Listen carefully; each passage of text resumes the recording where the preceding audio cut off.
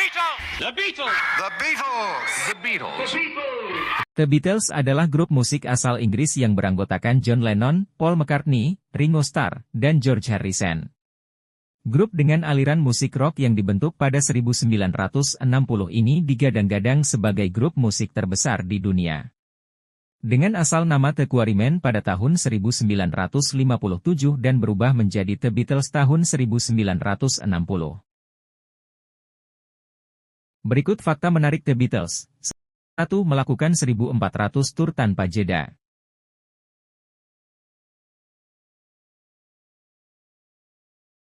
2. Mereka semua tidak bisa baca not, yap.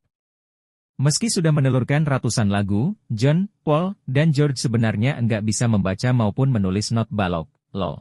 Mereka belajar musik hanya dengan mendengarkan dan meniru-niru. Untuk urusan rekaman pada awal karirnya, biasanya mereka akan menyanyikan melodinya, kemudian sang komposer akan membantu menuliskan not baloknya. Lama-kelamaan, John dan George mulai belajar untuk menulis lagu sendiri. Tapi Paul sampai sekarang mengaku masih tidak bisa meski usianya sudah 74 tahun. 3. Konser The Beatles ternyata bau pesing.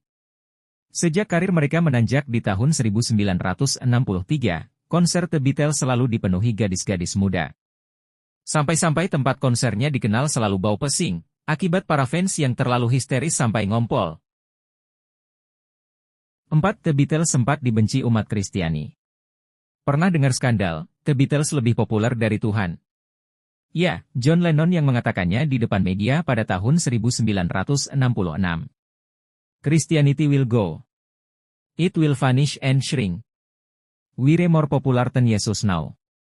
Pernyataan ini sontak mengundang amarah umat Kristen dan Katolik. Konser The Beatles terpaksa dibatalkan, lagu-lagu mereka dilarang diputar di radio, dan banyak orang ramai-ramai membakar albumnya.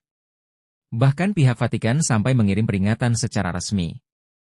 5. Mereka hampir membangun negara sendiri.